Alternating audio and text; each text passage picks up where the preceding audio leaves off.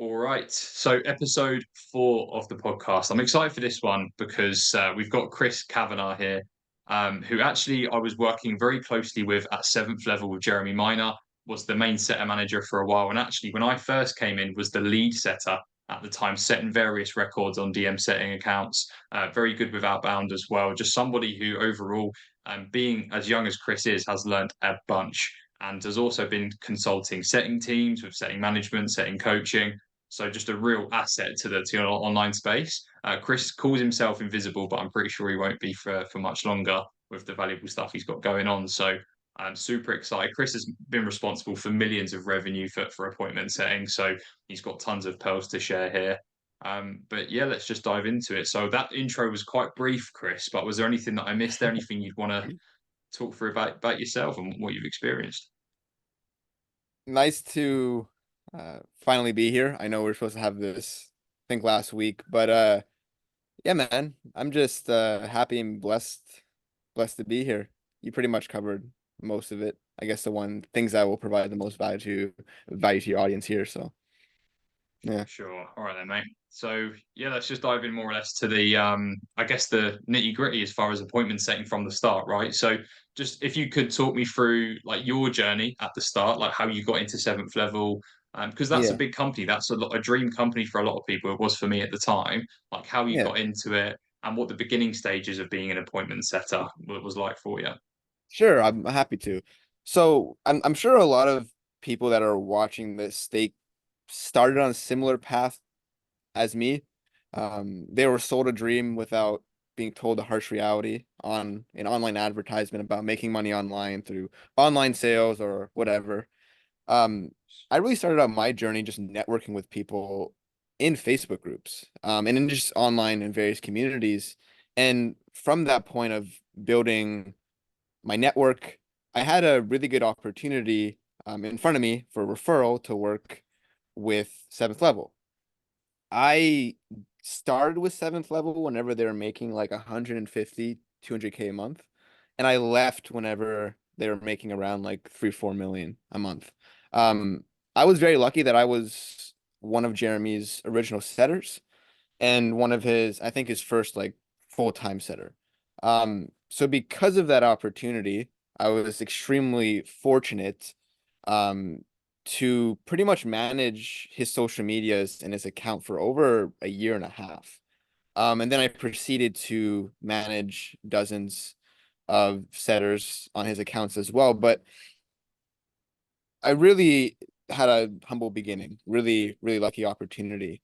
Um, and then after I started setting, I obviously moved to, doing outbound and doing sales.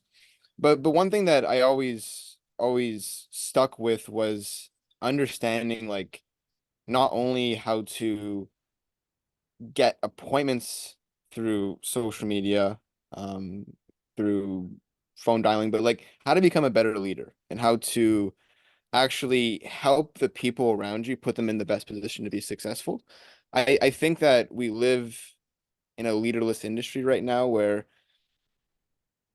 if you're selling anything online, um, it's very easy to find unethical people or individuals or closers or setters or Mm. managers that don't have the best intention of you or the company, or they're treating it as like a pump and dump to maximize money, right?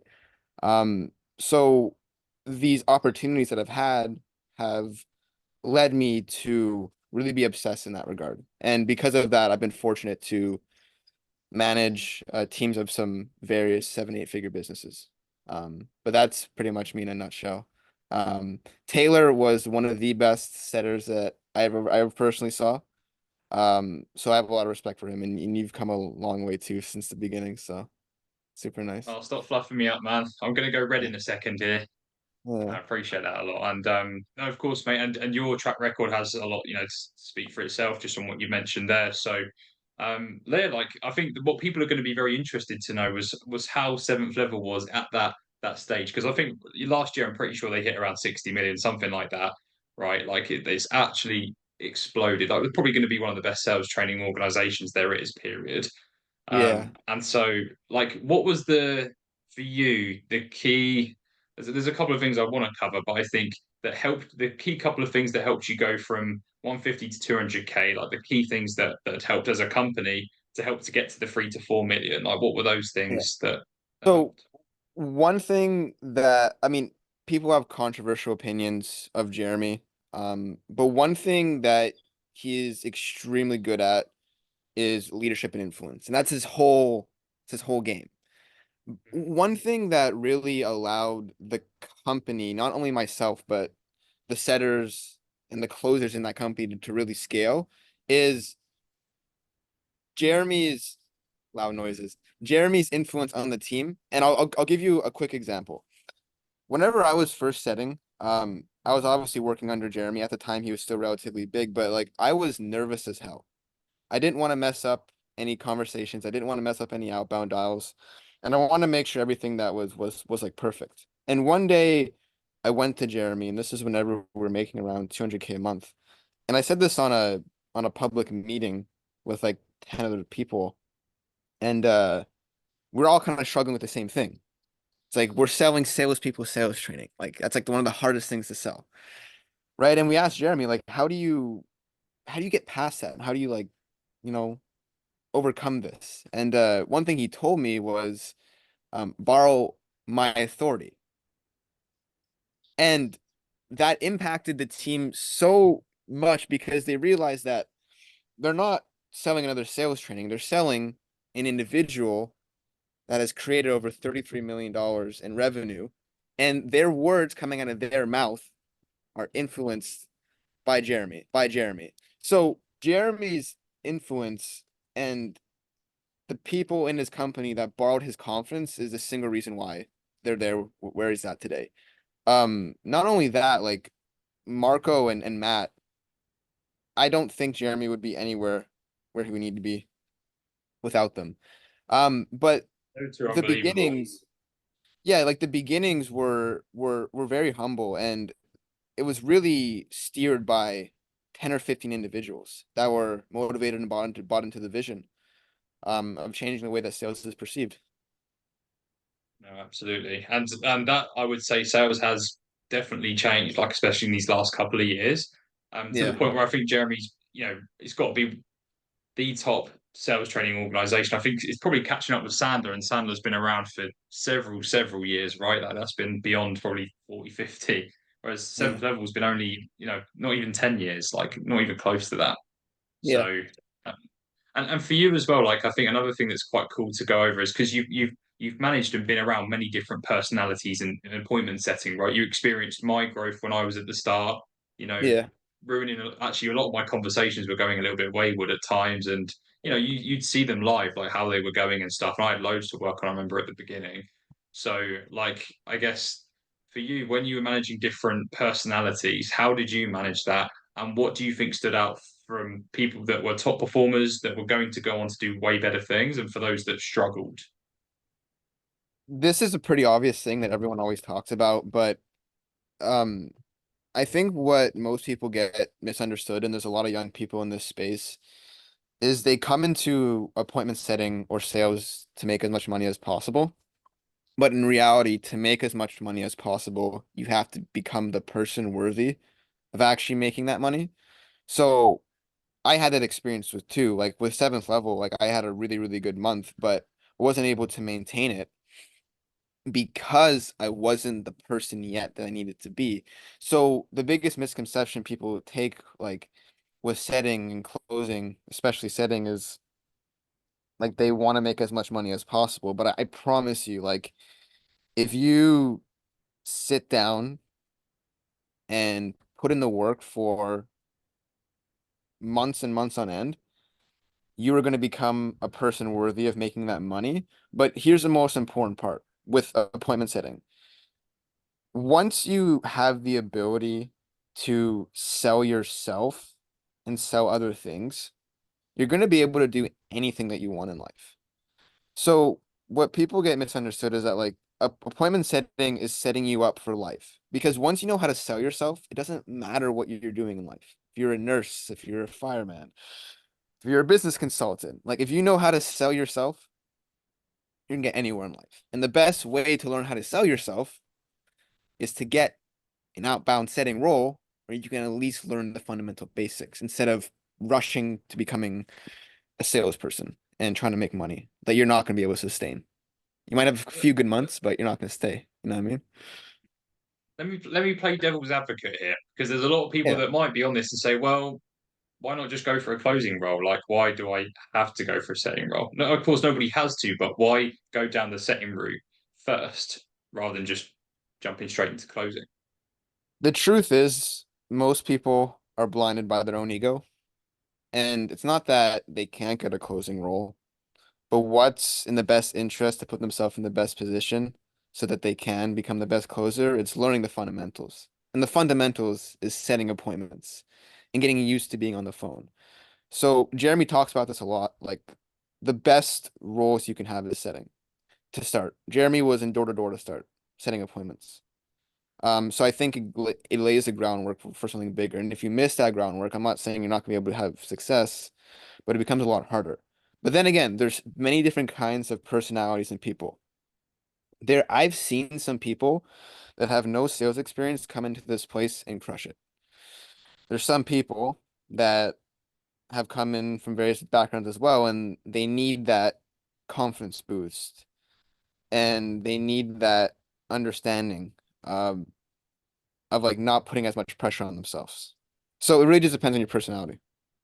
You know what I mean? Yeah, 100%. And you touched on something very interesting there as well with Jeremy's view on appointment setting. Actually, on episode 2, I had Andreas Saris, who's part of Closers.io, Nice. and he actually asked me, so what does Jeremy think about appointment setting? Well, like, what's his view on it? Right. And we Yeah. know that he loves outbound and he thinks outbound is the greatest. And I'm in agreement with him. Outbound is super important as well for a lot of roles.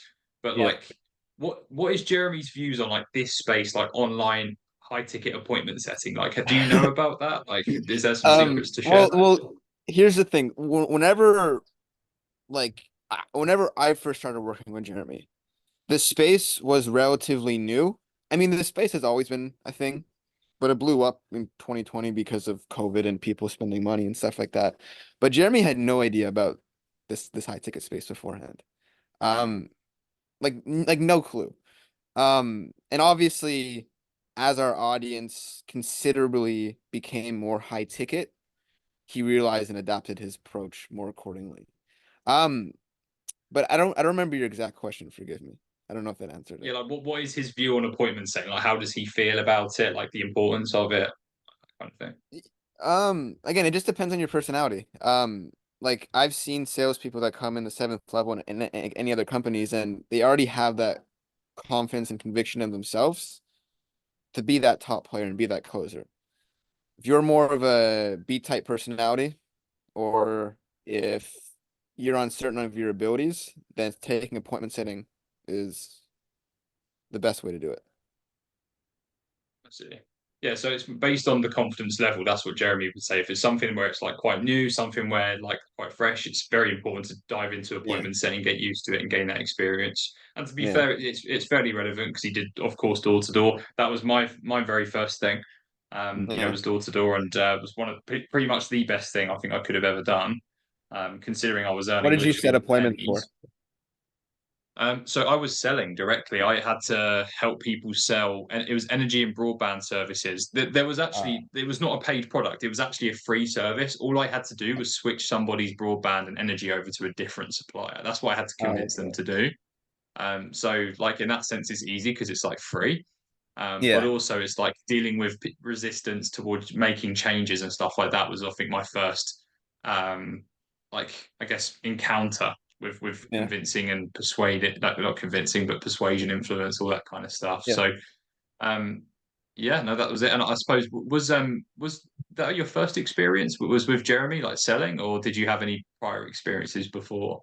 I had a privilege to work with JD Daly as a DM setter before that, but Yes. Really? nothing else. Nothing else. No, I used to work Right. at Walmart. I used to push carts. I see. Okay, so that seems like Jeremy was basically the first proper sales encounter that you had first time doing it. And Okay. I couldn't have imagined a better first opportunity. Yeah, I was gonna say like for me that was basically my first DM opportunity. I think I worked with Spencer Burnett before then, like on the productivity stuff, but that Yeah. tanked really badly. So no, Jeremy's was basically my first as well. So no, that's really good. And I suppose skipping along now to, of course, your current experience, what you do, like what is it that you're actually noticing with companies that you're speaking with and setting teams? Like what is I guess, a common pattern that you're seeing and what can be improved with those kind of Yeah. things? So I think what most people misunderstand about this space is, well, a lot of issues that they have is most people are short-sighted and they don't understand trends and cycles. And we are in a business cycle, especially when it like within this online space with how the world's going outside of the West or inside of the West in US, Europe, everywhere, with the world changing really fast. But also with the money pump gone that was created in 2020. Now we're all going back to normal. So I think a big trend that I'm seeing is we're going to see mediocreness slide a lot less. I think because this online industry is so unregulated that it's easy for low quality setters and low quality businesses to still come in and make money if they have a good DM script and if they have a good offer. But I think that's changing because I think as an industry, we've decided subconsciously that we're valuing quality over quantity rather than quantity over quality like it was in the years past. But not only that, like with the FTC coming in and regulating things and how the market works, I think we're going to see a lot of positive um, progression towards not only higher quality businesses, but also setters that are going to be placing these businesses and performing. I feel like it's going to become a lot harder, and it has been. You've probably noticed this. It's becoming a lot harder to be mediocre and still land the opportunities that you want to land. Sure, you can get an offer with someone that's selling some sort of coaching that's making 20K a month, but like if you want to work with the big dogs, like you gotta learn the skills, man. So that's why I really admire what you're doing because you're teaching people those fundamentals. And with this market cycle changing, we need a lot better leaders, a lot better salespeople, and a lot better appointment setters, especially. Um, Yeah, yeah, that's it. I've noticed as well, like I'm seeing lots of great roles that are coming into my DMs. Ones that, like, as a maybe a starter appointment setter or somebody that's like even with experience, that pretty healthy roles financially, but the quality of what I'm getting, the communication through my DMs is short of it's nowhere near average, even yeah. that. So there's a lot that needs to be done, and that's obviously Well, that's why I'm posting well, more and things like like this is that. only gonna get worse. Like this is only gonna get worse until it gets better. But as long as there's people online promoting like that you can make a 9 to 5 wage at home and you can make money online. Like there's always going to be mediocrity. There's always going to be low quality setters. But I feel like for the top companies, the standards has definitely increased drastically. Absolutely. Yeah, there's kind of it's like a gap between the best companies and those that are like average or lower. It's like it's further increasing, It's isn't it, further, that it's gap? just like everything else in the world, bro. That's why the wealthy are becoming wealthier and the poor are Yes, becoming poorer. exactly. It relates in everything. So Yeah. And it's becoming that more of case a of that so like classic. so like really like what this industry is becoming, it's becoming more monopolized. That makes sense.